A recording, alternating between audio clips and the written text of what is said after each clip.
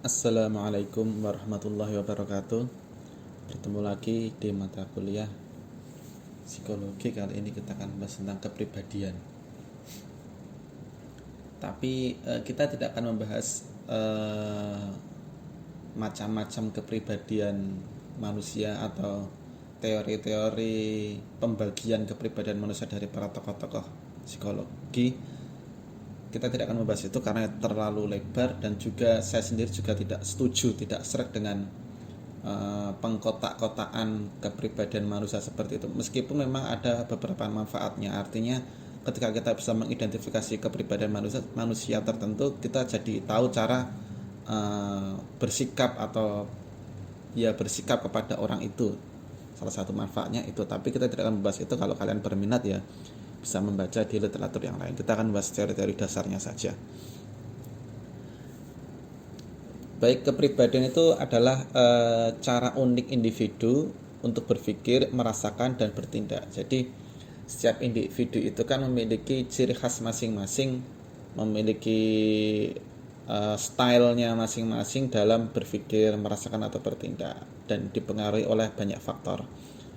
Ketika kita melihat ada anak yang kembar sekalipun, itu juga bisa saja kepribadiannya berbeda, karena apa yang dia alami, apa yang dia rasakan itu bisa saja berbeda, dan mengakibatkan mereka memiliki pola pikir yang berbeda, memiliki sikap yang berbeda, dan tindakan yang berbeda.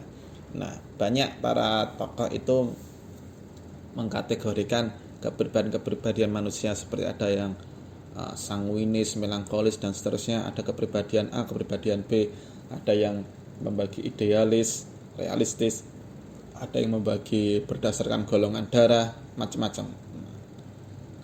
Sekali lagi kita tidak akan masuk ke arah itu. Kita cuma membahas kepribadian itu adalah cara unik individu atau seseorang untuk berpikir, merasakan, atau bertindak. Jadi kita tidak bisa menyamaratakan orang-orang dengan identitas yang mirip pun mereka memiliki kepribadian yang sama, tidak. Jadi tidak bisa dipukul rata.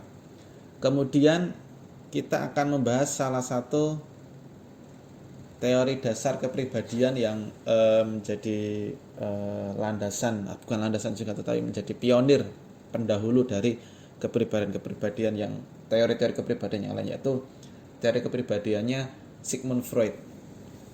Mungkin kalian pernah mendengar teori kepribadian Sigmund Freud ini, karena memang teori yang sangat basic sekali. Basic artinya sangat menjadi pondasi sekali. Kalian pasti pernah mendengar apa itu id, ego, dan super ego. Nah, itu teori dasarnya dari Sigmund Freud. Menurut Sigmund Freud itu, struktur psikologis manusia itu ketika bertindak itu terdiri dari 3, yaitu id, ego, dan superego. Lalu apa itu id, apa itu ego, apa itu superego? Yang pertama kita bahas id dulu. Id adalah kebutuhan atau dorongan dari dalam diri manusia, dari dalam mungkin bisa disebut juga dari alam bawah sadar, bisa disebut juga sebagai nafsu syahwatnya manusia, seperti itu. Jadi manusia itu kan punya dorongan-dorongan, punya istilahnya juga agak ekstrimnya itu adalah libidonya. Nah, itu ada dalam diri manusia yang pengen supaya kebutuhan-kebutuhan libido itu dipenuhi, pengen supaya kebutuhan-kebutuhan dasar itu dipenuhi, seperti contohnya ya makan, minum, dan juga seks, seperti itu. Jadi prinsipnya itu id itu pengen supaya mencari kesenangan, mencari kebahagiaan, mencari hiburan, dan sebagainya. Pokoknya pengen yang seneng-seneng. Id itu pengen yang seneng-seneng untuk memanjakan diri, seperti itu. Ketika seseorang itu pengen makan, ya itu berarti dorongan id. Pengen minum, itu dorongan id. Pengen seks, itu juga dorongan dari id. Nah, kalau dorongan-dorongan ini tidak dipenuhi, ya, nanti akan ada akibatnya. Misalnya ya nanti bakalan cemas, bakalan marah, bakalan tegang, bakalan kecewa dan sebagainya. Nah, ini yang pertama, yaitu itu adalah dorongan dasar manusia untuk memenuhi kesenangan atau sensasi kebahagiaan dan sebagainya. Kemudian berikutnya adalah ego. Ego ini super ego saja dulu, super ego dulu. Super ego ini adalah aspek atau moral atau aturan-aturan dan sebagainya yang dihadapi oleh seorang individu. Jadi super ego itu ibarat dinding-dinding yang membatasi supaya itu tidak kebablasan, supaya atau bahkan mungkin itu tidak dilakukan. Jadi super ego itu semacam yaitu dinding-dinding atau batasan-batasan yang membatasi kita. Misalnya kita pengen makan, itu kemudian sedang siang hari bulan Ramadan, yang dimana itu adalah waktunya manusia berpuasa. Nah, maka siang hari bulan Ramadan itu menjadi super ego. Jadi super ego yang menghalangi kita untuk makan. Nah, jadi dan super ego itu saling bermusuhan. Kalian misalnya lagi pacaran berduaan, tiba-tiba kalian tergoda pengen melakukan yang iya, yang enak-enak, tapi kalian sadar, kami belum menikah, nggak boleh melakukan itu. Nah, maka status kalian belum menikah itu, status kalian yang belum sah, belum halal itu menjadi super ego. Dorongan nya itu kalian pengen enak-enak, tetapi super ego mengatakan jangan, kalian belum menikah. Nah, seperti itu. Kemudian ego, nah tadi super ego, kemudian sekarang ego. Nah, ego itu adalah apa yang kemudian kalian lakukan setelah bertemunya dan super ego tadi. Jadi nya pengen ini, super ego bilang nggak boleh, jangan. Nah, ego mengatakan tengah-tengahnya, akhirnya menyimpulkan atau melakukan semacam bagaimana cara memenuhi nya itu, tapi juga bisa berkompromi dengan super ego, dengan realitas sosial tadi. Misalnya kalian mau makan di siang hari bulan Ramadan. Nah, kemudian kalian gimana caranya? Saya pengen makan, tetapi kemudian ini nggak boleh makan, ini harus berpuasa, seperti itu. Ya akhirnya kalian, ya udahlah aku tak tidur aja biar nggak lapar. Nah, maka kalian tidur itu adalah bentuk ego. Egonya kalian itu adalah untuk memenuhi nya kalian, tetapi juga tidak membentur super ego, seperti itu. Nah, kalian ya udahlah aku tak nonton YouTube kulineran, nonton YouTube yang mukbang, itu aja udah ikut kenyang, enggak apa-apa. Nah, itu jadi ego. Kalian tetap bisa mempertahankan supaya tidak makan, kalian juga bisa memenuhi hasrat pengen makan. Nah, seperti itu, sudah diwakili sama Tan Boy Kun misalnya. Nah, itu egonya itu seperti itu. Kalian bisa berusaha memenuhi sekedarnya saja, tapi juga tidak menabrak dinding-dinding dari super ego tadi. Kalian lagi pacaran sama pacar kalian, sudah sama-sama sudah mau enak-enak, tapi ingat kalian belum menikah, kalian belum halal, belum sah. Akhirnya bagaimana cara mensiasatinya? Ya udah, kalian misalnya VC saja, tapi jangan VCS gitu ya, VC misalnya. Atau kalian kemudian ya udahlah, ayo kita mesra-mesraan tapi di depan orang tua biar nggak kebablasan. Nah, misalnya kayak gitu. Nah, itu jadi bagaimana struktur manusia itu sebenarnya masalah 3 hal itu saja. id ego dan super ego. Dimanapun ya seperti itu. Bagaimana manusia itu berkompromi antara keinginan dalam diri manusia itu dan bagaimana cara dia bertransaksi atau menghadapi realitas sosialnya seperti apa. Hambatan-hambatan atau dinding-dinding yang membatasi dia melakukan egonya itu apa. Nah, kemudian Sigmund Freud itu juga terkenal dengan teorinya yaitu Oedipus kompleks. Apa itu Oedipus kompleks? Nah, ini ada teori yang cukup kontroversial ya, artinya teori Oedipus kompleks ini gimana ya? Ya sebenarnya mungkin kalian pernah dengar juga, tapi saya ulangi lagi. Saya sambungkan dengan kepribadian gitu ya. Jadi Oedipus kompleks ini mengatakan bahwa seorang anak laki-laki terutama itu mencintai ibunya sendiri. Kalau kita terjemahkan secara normal ya biasa saja kan. Ya wajar seorang anak cinta sama ibunya, menyayangi ibunya karena ibunya sudah menyayangi dia, mencintai dia. Wajar kan ya. Tetapi Sigmund Freud ini mengatakan ini konteksnya adalah dorongan seksual. Artinya ya seorang anak itu pengen supaya ibunya itu hanya menjadi miliknya, bahkan pengen menyetubuhinya gitu. Itu berdasarkan kisah di zaman Yunani kuno dulu. Ada peristiwa, saya lupa nama dewa-dewanya, pokoknya ada seorang dewa itu yang pengen menikahi sama ibunya sendiri, kemudian bapaknya sendiri itu dibunuh. Jadi karena si anak ini cemburu kalau ibunya lagi bersama bapaknya, kemudian kalau melihat bapaknya itu kemudian dia pengen menyingkirkan bapaknya itu supaya ibunya itu ya cintanya cuma buat si anak itu sendiri, nggak boleh terbagi-bagi, nggak boleh diselingkuhi gitulah. Nah kemudian si anak ini membunuh bapaknya sendiri. Nah bapaknya mati, dia berhasil menyingkirkan bapaknya, dia berhasil menguasai ibunya itu sendiri. Nah kemudian si anak ini merasa bersalah. Artinya, wah dia itu kan bapakku sendiri, kok dia saya bunuh seperti itu. Nanti akhirnya si anak ini menjadi semacam kangen sama bapaknya sendiri. Wah bapakku kemana, bapak dimana, bapak. Dia kemudian lama-lama merasa bahwa aku tuh juga butuh sosok seorang bapak, sosok seorang ayah, sosok yang mengayomi, sosok yang memberikan nasihat, memberikan petunjuk dan sebagainya.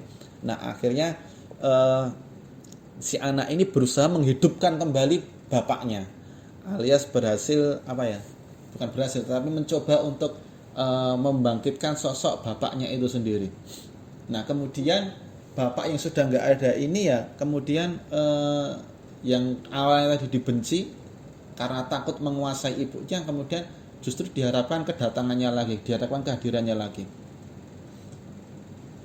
Dalam konteks si anak ini memang butuh sosok seorang bapak seperti itu. Lalu kalau kita terjemahkan ke teori agama gitu ya, ke keagamaan, si sosok bapak ini kemudian menjadi sesembahan, menjadi dewa, Tuhan dan sebagainya. Artinya seorang hamba dengan Tuhannya itu semacam love-hate relationship. Artinya dia itu antara takut tapi juga sayang sama Tuhannya. Sama seperti si anak tadi, dalam tokoh Yunani tadi, dia itu antara nggak suka sama bapaknya tapi juga kangen sama bapaknya. Nah, seorang pemeluk agama sama Tuhannya atau sama dewanya itu juga polanya sama. Dia itu juga takut sama dewanya atau Tuhannya, takut nanti dihukum, takut Tuhannya marah dan sebagainya, tapi juga mengharapkan sesuatu, mengharapkan kasih sayang dari Tuhannya dan sebagainya, seperti itu. Jadi teori agama juga seperti itu di tahap yang primitif dulu seperti itu. Kalau kita terjemahkan juga secara kontekstual dalam zaman sekarang gitu ya. Jadi seorang anak itu ya yang misalnya yang dia itu yatim, nggak punya bapak, atau dia punya bapak tapi bapak itu sibuk, bapaknya itu jarang ketemu sama anaknya. Si anak ini bakal mencari sosok bapak. Entah si anak ini wanita atau perempuan, dia itu butuh sosok seorang bapak. Nah, kemudian dia mencari sosok seorang bapak itu kemana? Nah, ini yang perlu diperhatikan. Bisa saja dia mencarinya itu ke teman-temannya. Ya mending kalau teman-temannya itu baik, teman-temannya itu bagus. Tapi kalau teman-temannya jahat, teman-temannya jelek, teman-temannya nakal, ya bisa saja dia keikut-ikut nakal. Nah, kalau si anak ini kemudian mencari sosok bapaknya kepada ustadz, kiai dan sebagainya masih mending. Atau dia mencari sosok bapak ini langsung kepada Tuhan, nah itu juga bagus. Tapi masalahnya kalau dia mencarinya ke sosok yang enggak jelas, yang bahkan jahat, nah ini yang bahaya. Maka hati-hati kepada anak kalian yang butuh sosok seorang bapak. Kalau kalian misalnya nanti menjadi seorang bapak, tuh. Kemudian saya sedikit ingin menerjemahkannya teori Oedipus kompleks ini dalam taraf yang lebih makrokosmos juga, yaitu bahwa sosok ibu ini yang pengen dikuasai oleh si anak ini diterjemahkan sebagai sosok bumi dan sumber daya alam seisinya. Kemudian sosok Tuhan, sosok Bapak itu tadi itu disimbolkan sebagai, ya bisa sebagai Tuhan atau sebagai pemilik modal, sebagai orang yang berkuasa seperti itu. Artinya semua saling berkompetisi untuk menguasai sumber daya alam. Nah, jadi sejak dulu itu bumi itu selalu dicitrakan feminim, selalu dicitrakan sebagai musanna, ya, perempuan. Dalam tradisi manapun di dunia ini bumi itu pasti perempuan. Misalnya ya bumi itu sendiri dari bahasa Sanskerta itu kan juga artinya adalah dewa perempuan, dewi gitu ya, dewi. Kemudian kita juga mengenal Ibu Pertiwi itu ya Indonesia ini, tanah air Indonesia ini Ibu Pertiwi. Kemudian nama-nama dewa bumi, dewi bumi itu pasti perempuan di banyak literatur tradisi. Kemudian al-ardu dalam bahasa Arab itu sendiri sifatnya mu'annas, ya, perempuan. Jadi dalam banyak tradisi itu bumi itu perempuan. Nah, perempuan itu dalam konteks tradisi Yunani Oedipus kompleks ini ya dieksploitasi, artinya ingin dikuasai. Setiap individu pengen berusaha supaya dia menguasai bumi, menguasai sumber daya alam dan seisinya. Saling berkompetisi dengan cara saling menjatuhkan, saling membunuh, saling menyingkirkan. Bahkan kalau perlu yang disingkirkan itu adalah Tuhan, seperti itu. Supaya manusia bisa mengeksploitasi bumi dan seisinya, sumber daya alamnya, ya dia harus menyingkirkan Tuhan, dia harus lupa dengan Tuhan, dia harus merasa bahwa dia menguasai bumi. Nah, seperti itu.